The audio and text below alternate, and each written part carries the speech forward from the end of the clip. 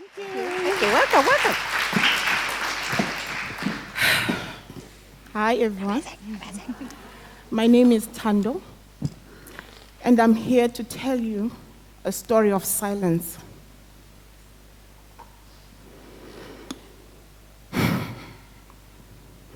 The year is 1968. Ottilia Sibindi, a 41-year-old widow and mother of 7, leaves for the market to sell her wares. She keeps her money in a jar, and she's saving this money to pay school fees for her 7 children. Ottilia is a peasant farmer, a leader of a women's club, and an entrepreneur, and she's into sewing, knitting, and baking, and has some accolades to her name because of her entrepreneurial ventures. Ottilia lost her husband 4 years earlier and is raising her 7 children alone. Ottilia is living in a patriarchal society. Patriarchy is entrenched, and she's at the center of that system. So upon losing her husband, and as per the custom, she was expected to get married to one of her late husband's cousins or brothers. Ottilia chose not to remarry, but to focus on her 7 children, her small businesses, and to nurture the assets that she and her husband had established. This move would defy patriarchy. It would defy the system. So this did not go down well with some of her late husband's relatives who plotted against her. They plotted to kill her. So back to the day when Ottilia comes back from the market, she stores away her savings for the day in her tin, and as she is lying down, one of her late husband's relatives gains access into her room and brutally murders her. Her lifeless body was found the next morning. 7 children, the youngest being 6 years old, were left without their only surviving parent. Ottilia Sibindi was my grandmother.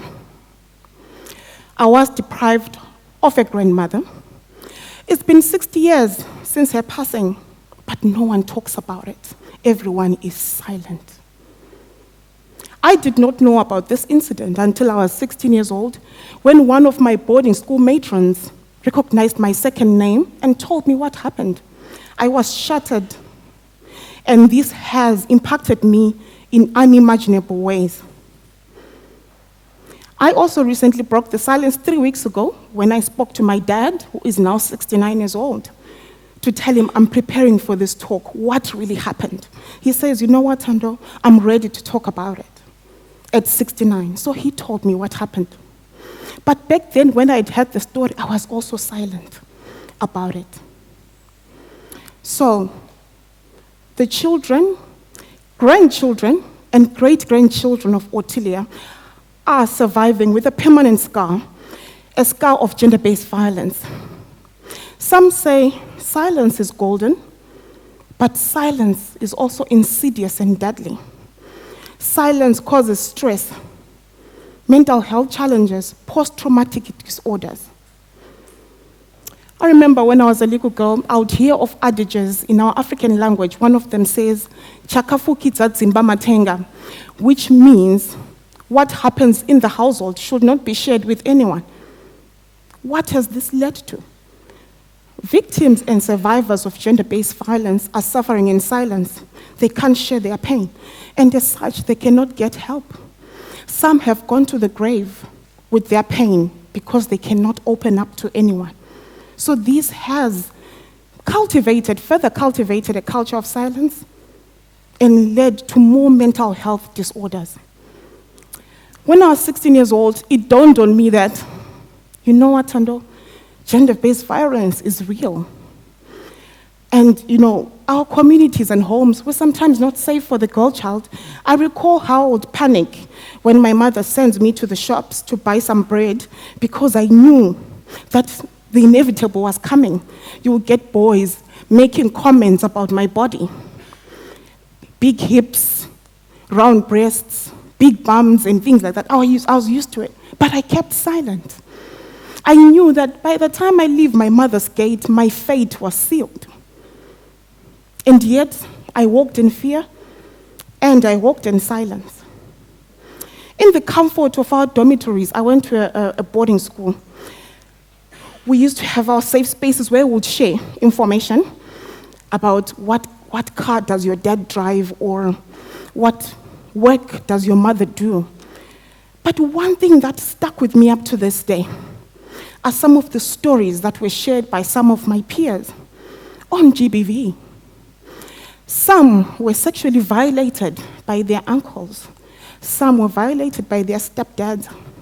Some were even sexually violated by their gardeners. Nomalanga was raped at the age of 10 by her uncle, who walks scot-free to this day and who apologizes every time they meet.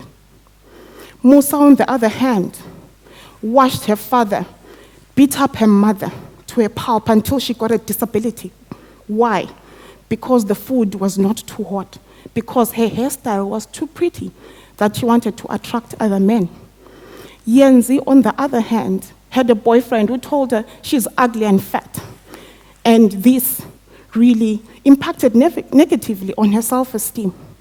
Nomvuelo, on the other hand, faced gender-based violence because she came to school without food in her trunk because the father was not financially supporting them.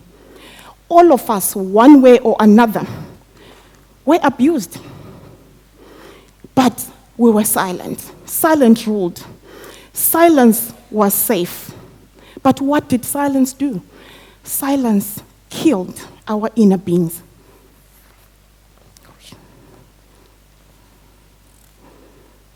And yet we hear similar stories today. And for sure, gender-based violence is there, and it's increasing. Actually, globally, statistics state that 1 in 3 women has faced physical or sexual violence in their lifetime. And possibly 2 or 3 of us in this room have faced violence or know someone who has. So behind every statistic is a human face whose safety has been compromised. So we should go beyond looking at the statistics, but look at the trauma, the psychological impact that gender-based violence has on individuals and on families. And that's why I said, you know what, Thando, I'm going to take a stand in terms of breaking this culture of silence, not only for me, but for others, and for women like Otilia Sibindi, my grandmother. In Zimbabwe, I do some work with men, women, boys, and girls to tackle gender-based violence in our communities. And I must say, having those conversations is never easy, because social behavior change is a process and it's not an event. So, part of the work that we as GOLD do, the gender transformative work, seeks to break that culture of silence. In Sierra Leone, we are working with adolescents to understand the cultural and gender norms to support them in their sexual and reproductive health rights. In Ethiopia, we are also supporting shelters for survivors of GBV. In Zimbabwe, we're working with human rights and women's rights organizations and male engagement partners to address gender-based violence, to redefine patriarchy. And yet, there is more to do. There is more to do. I have a vision for a different future, a vision where the next generation confidently speak about gender-based violence, a future where the next generation seek help and get the help, regardless of their class, backgrounds, and gender. I have a vision for a different future when not talking about gender-based violence is not an option if we were to uproot gender-based violence in our society. I have a vision for a different future where we are no longer silent about gender-based violence. So I'm imploring each and every one of you seated today to break the silence on gender-based violence. Let us not be silent. To the men here, I implore you today to also take a stand in addressing gender inequality and gender-based violence. To the women in this room, let's be our sister's keeper. Let's break that silence amongst women. I know there's the academia here. Let's raise awareness. But at the same time, let's contribute towards a body of knowledge on gender-based violence. To the donors that are here today, funding on gender-based violence is very limited, and we implore you today. A lot is happening, and the support is needed. So everyone has a role to play in breaking the culture of silence on gender-based violence. So let us not be silent. Thank you.